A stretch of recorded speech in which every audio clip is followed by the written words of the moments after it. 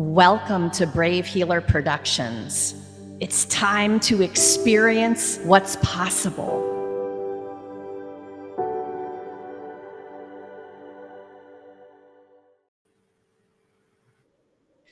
So, what if there's something you haven't learned yet that could change everything? Welcome, everyone. I'm Laura DeFranco, the CEO of Brave Healer Productions, where we are helping the world experience what's possible. And here today to help me with that mission are some of the amazing authors of one of our newest books. This one is called Expressive Arts, The Ultimate Creative Guide to Transforming Stress. Before I introduce you to these authors today, a huge shout out goes to our lead author, Jean Voice Dart. Jean, this book is a gorgeous, amazing collaboration. We wouldn't be here without you. Thank you so much for your big vision and mission to really introduce expressive arts to the world in what I think is one of the most amazing ways that's ever been done in this collaboration. I love this book so much, you guys. You're about to hear why when you hear from these amazing authors. We have Laura Ballerini with us. She's a seasoned graphic designer who recently found her inner badass, woman of my own heart, radiating a quietly fierce disposition through her work and her life. Anna Pereira is here, and she's the CEO of the Wellness Universe and Wellness Universe Corporate, where she creates wellness events, programs, and projects. And Norman Gordon is here. He's an author, poet, and a creative writer. And I can't wait to talk to all of you guys today. Laura, start us off today by sharing a little bit of the why behind your chapter. Yeah, so my chapter is called The Fall, and it's shifting perspective. For me, I went through a very challenging time about 3 years ago.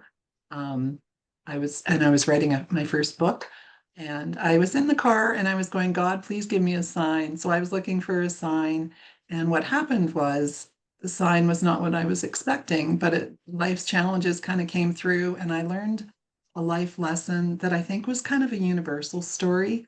So the why for me was to share my personal story and hopefully touch people in a way that they could say, yeah, I get that. I've experienced something similar. So trying to really tell my story, but in a personal way that other people could relate to it.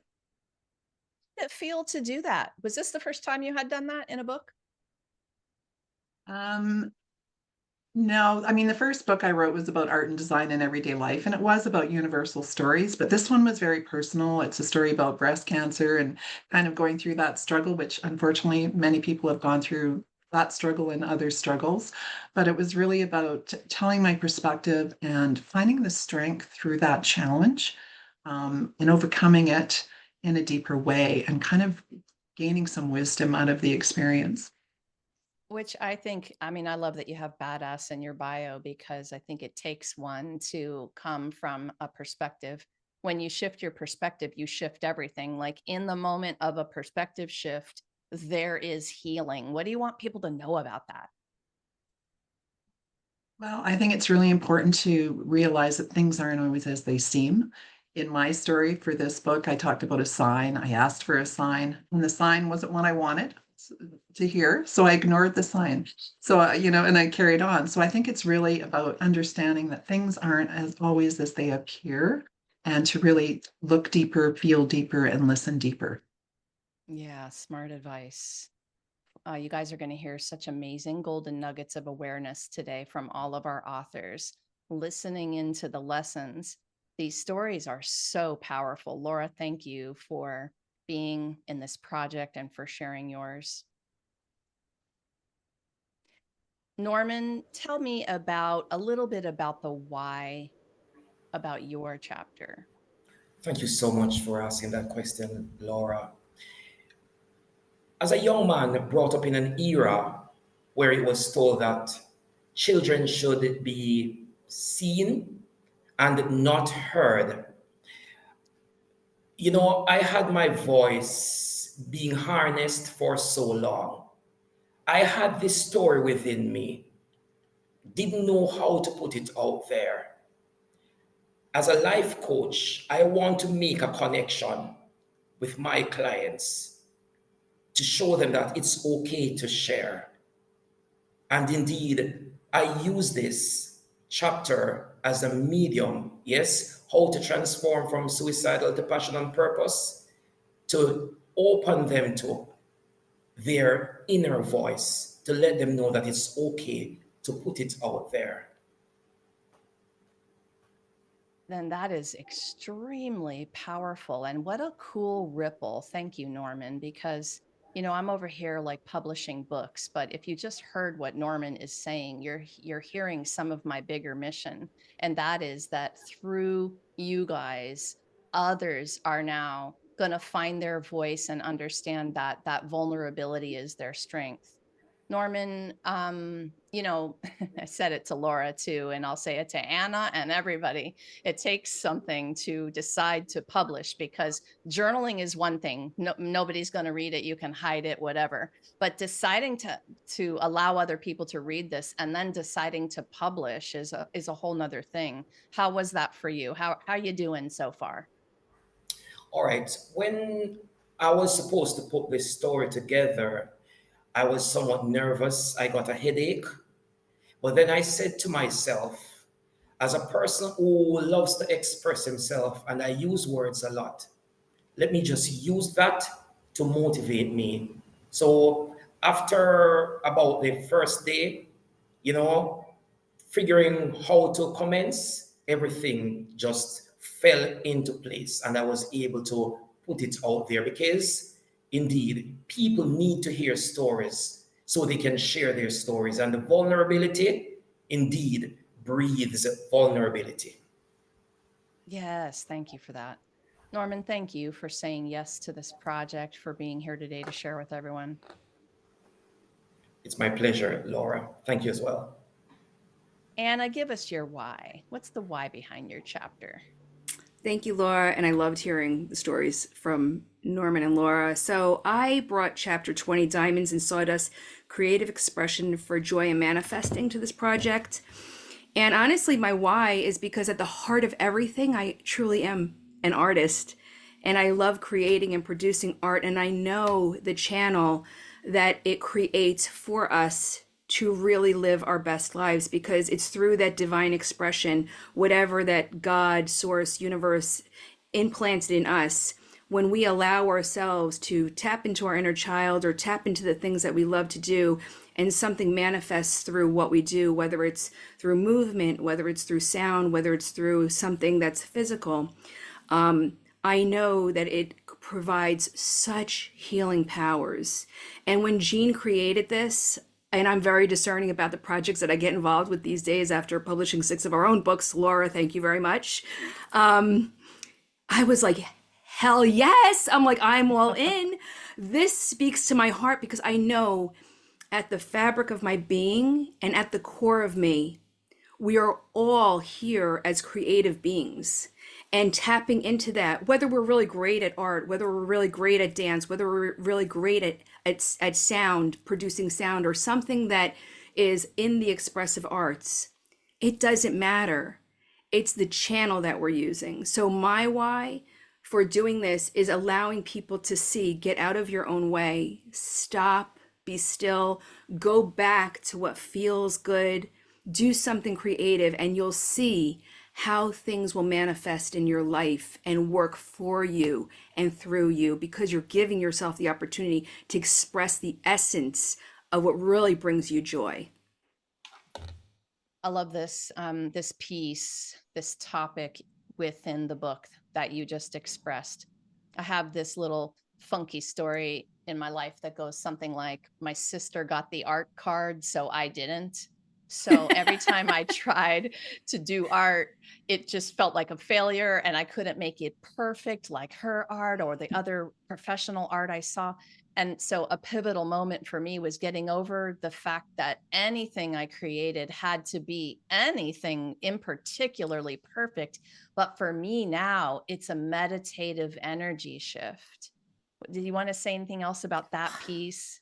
I It's love so that. big, right? Yeah. Laura, and like that's it right there. I wish that everyone could just sit down, and I know Jean facilitates this creative space for people individually by the groups that she holds and everything else. And literally, that's what it's all about. Just come as you are and just express yourself. I don't care if you're drawing stick figures. I don't care if you're using crayons or oil paints that cost you, $1,000 for the set of paints. I don't care. It's that channel. And I'm so glad and you are so expressive with all your words, all your writing, all of the creative things that you do. It's really important for us to say, I'm just going to do something I love. And I don't care. I'm not holding myself against someone else or comparing myself and what I'm doing. It's just the being and the doing and enjoying and tapping into that expression of self that really just creates so much healing and joy. And again, for my particular chapter is showing you how it can actually help you to manifest what you want in life. Yeah, powerful topic. Thank you for being Thank a you. part of this book and partnering with Jean and for all of the books that you're publishing through the Wellness Universe. This has been quite a ride. I am grateful for you. Grateful for you, Laura. Thank you. So you guys, let's talk a little bit more deeply about the tools you're teaching. These books, I have such a huge thank you to all three of you because I challenged you authors to give me that vulnerable story, but then you're stepping up as the master teacher that you are, and you're giving the reader a practical experience that they can do right there from the book. And it's like workshops in a book. Like, this is so incredible. And all of you took on that challenge and you just did it with such excellence and wisdom and amazingness. I use a lot of my awesome A words, awesome and amazing. Norman, what's the most important thing you want people to know about transforming from suicidal to passion and purpose? Thank you for that one. Let me tell you, it has been a challenging ride for me. However, what I want my readers to understand is this: there's a beautiful life to experience when you transform. Now, I was in a space where I felt neglected, and I made a connection with myself. And having made that connection, it brought more out of me. I was able to see myself in a light I've never seen myself in before. I was not celebrated so much until I made that transformation. It did well for me, and I want people to understand that when you find that inner being, you're one of the happiest person in this world. And I want people through my chapter to make that connection with self so they can get to the next level of life. And that's where they will celebrate themselves even more. Mm, Thank you. for sure. The power in all of your chapters is what Norman just expressed. And this is big potatoes stuff to me, you guys. This is like, these little chapters, but this is big stuff that, he's talking about finding yourself at a soul level. Like, how much bigger can you get in terms of talking about it? And the experiences that these authors are going to guide you through are really that powerful, and any one of them in the books, right? So what I love about these is you can open to any one of them and you can try them out. And we hope that you try these out because they're life-changing. Anna, I want to hear yours. What's the most important thing you want people to know about that creative expression for manifesting? You talked about it a little bit already, but if you were going to sum it up in one most important thing, what would it be? Grace. Give yourself grace, love yourself enough to give yourself the space and the time just to stop the busyness and give yourself to the grace to not hold yourself to what you see as perfection and just get out there and do something that you love. If you can't sing, I can't sing happy birthday, but I'll send happy birthday notes to my friends because I know when I sing happy birthday to them, they're just happy to hear me sing to them happy birthday. So just get out of your own way. Don't hold a bar up to what you're supposed to produce, what the outcome is. Just release and just do it to do it. It's not for anyone but you. And that is so, so important because you're literally loving your inner child. You're literally loving the essence of what God, the universe, source made you to be. When you allow that to come out of you, and then therefore that creates like that space, like, you know what? Let me give more rewards and more blessings. And honestly, if you follow my path, if you know a little bit more about me, you'll see I'm proof is in the pudding. I'm not just talking about or teaching something that I'm regurgitating. My life is the living proof of what I share in this book. And all of these chapters are the living proof of everyone who has been there, done that, successful, lived to tell the story and share with you exactly what works. And that's so powerful through this book. And that's my takeaway for what I really want people to learn. Just do it. Get out of your own way and just do something that you love. Love that you brought up singing. I had instruction from 2 different singing instructors in my business career. And I did not sign up to sing. I signed up to speak. And so taking singing lessons, you guys, it is a profound thing. But the thing I'm cracking up about your birthday thing is that's what it allowed me to do. From the day forward that I took lessons, I could sing happy birthday to anybody and I could really sing it. Like, you're in a group of people and some of them are kind of half singing it and they're a little embarrassed, but I'm like, happy birthday, like, let's go, I love that. I know, I love the idea of singing happy birthday to people now. What a gift, right? It is. It is. And I love that you embrace it because happy birthday sometimes sounds so melancholy the way people are Right? singing it. It's supposed to be cheerful. I know. Like, let's go, people. Come on. Oh my gosh. Okay, Laura, tell me your thing. What's the most important thing that you want our listeners to know today about that shift perspective and rising above life's challenges? Yeah, so for me, it really was about my journey with breast cancer. I'm a very visual person. I went through chemo. I lost my hair, which was devastating to me because I used to walk in a room and people would say, "Love your hair." So losing that was very traumatic for me. But as I went through chemo, part of the story is I want to just give a prelude to the tool because I think it's important. But shifting perspective was when my hair started falling out. I was planting flowers outside. The wind was catching my hair and it was landing in the flowers. And I could have been sad. I could have felt sorry for myself. But all of a sudden, I had a shift. And I thought, wouldn't it be a beautiful thing if the birds were singing in the background, the kids were playing in the park that I could hear? I could hear all this life going on around me. And I thought, wouldn't it be a beautiful thing if the birds would come and take my hair and make nests for their babies? And that was my real shift in perspective because I don't know where it came from. It just kind of appeared out of something that was not very pleasant. But what it did was it allowed me to really develop a tool about shifting perspective because we all have bad things that happen and we always kind of go to the dark side. But it really is trying to shift. Okay, what is like for me? Okay, you have breast cancer. For me, it was a shift in okay, what do I need to do to change my lifestyle to to change the course here? And so it was about really changing how you felt, changing that, coming really to your problems with a real compassionate heart and going, okay, what do I need to do here? So it's really feeling with that compassionate heart.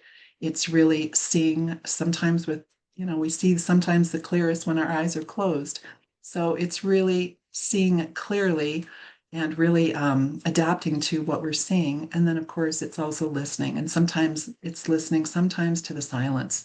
So those 3 things are how I shifted perspective. And those are what I put in my tool to help others hopefully shift perspective. And it's not always the negative. There's usually a powerful message in there somewhere. So that's kind of what my tool is all about. Yeah, this is a life-changing kind of awareness. I'd probably say awareness a million times in an interview because it's so foundational to shifting, and you're talking about it so much. And I don't know, you're just giving me this beautiful visual of I'm a bird person, and I watch a couple make its nest every year in this little pot. And it's one of my favorite things ever. And to be able to shift perspective like that when something is not going the way, that you hoped, or a lot worse than that, is amazing. And it's a life changer. That is the vibration shift, frequency and vibration shift in your body that heals. Like, it's big stuff, you guys, big stuff. Okay, so I wanted to give everybody just a moment to actually see this beautiful cover of the book that we're about to publish. Jean Voice Dart, our lead author, with all of our contributing featured authors here. Gosh, Davide De Angelis, thank you for this beautiful cover art and cover design. It's really, really beautiful. We can't wait to share it with you guys. So I've got a last question for all of you. We're making a connection between the expressive arts and stress relief, specifically in this book. Anna, what do you want people to know if they're really struggling in that arena? What's a good first step for them? Well, again, Jean was talking my language because that was the first topic and theme of our books in our collection, 25 Tools for Stress Relief. So, number one, you're speaking my language. The number one thing, I think that because we're so busy and we're so overwhelmed, and what do we always say? I don't have time for this. I don't know how to do this. I think, again, the big G word, grace. You have to make yourself a priority. You have to love yourself enough, and you have to allow yourself to validate your situation and say, I can take the time for myself because I need this. I need to fill my cup in order to give to others.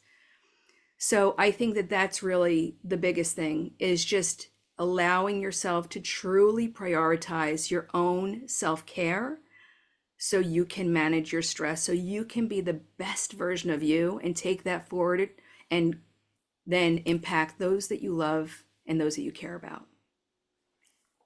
Thank you for that. Laura, moving over to you with this same question. People are listening. We're at kind of all different levels of struggle in the world right now, for lots and lots of reasons. What do you want our listeners to know if they're in that struggle place? What's a first step for them that you'd want to share? Well, for me, I'm a graphic designer, so I believe, a creative person at the heart and soul of everything I do. But for me, what I really want to share is I think we're all artists in our own way, and I think for me, art really it reduces stress. Whether it's, for me, I like making Barbie doll clothes for my granddaughter. That releases stress for me. So it's everything from me, designing a trade show booth for a client, to making Barbie dolls, to, I talk about my husband being kind of a car guy, but he is very creative when he's working on his car. So I think we're all artists in our own way. I think it's finding that creative outlet and shifting the perspective into something creative that we do. When you were talking about art earlier, it's like a lot of people say, oh, you're a designer. I can't even draw a straight line. Who wants to draw a straight line? A crooked line's a lot more interesting. So I think we're all artists in our own way. And like Anna had said, we need to kind of get out of our own way and just do it and just relieve stress through art. Yeah, I love that. And oh my gosh, this book is going to give you so many fun ideas, you guys, to dabble with and to play with. All right, Norman, same and last question goes to you. What do you want people to know if they're really in that place of struggle right now? What would be a good first step for them to take?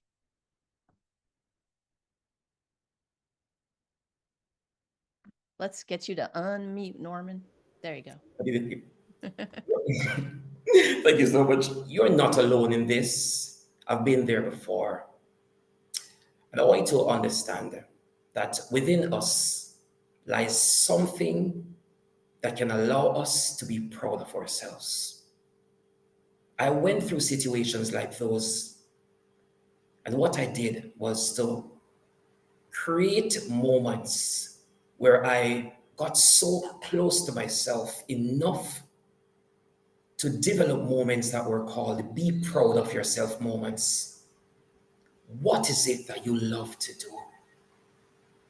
Do it. It doesn't matter how it's done. It's you that have done it. Do it and let it make you proud of yourself. Do it again and you'll be proud of yourself even more. Find other things. And I want to say to you, whatsoever it is you are going through, you're going to find out that you will overcome that situation by using the now to pour into yourself. Really nice advice, Norman. All of you, Norman Gordon, Laura Ballerini, Anna Pereira, thank you so much for what you do in the world. And thank you for being here today to share it with everyone. You guys, this is way more than a book. This is a generous community that's ready and waiting for you to reach out. Drop down in the show notes. I have everybody hooked up with their websites and links. They're there to answer a question from today, to carry on the conversation, to give you that support, to help you on this journey. What an incredible community of generous people, coaches, practitioners, experts in their fields. And of course, we hope that you hop over to Amazon and grab your copy of this beautiful book, Expressive Arts, today, you guys. Lastly, everyone, remember, your words change the world when you're brave enough to share them. So it is time to be brave.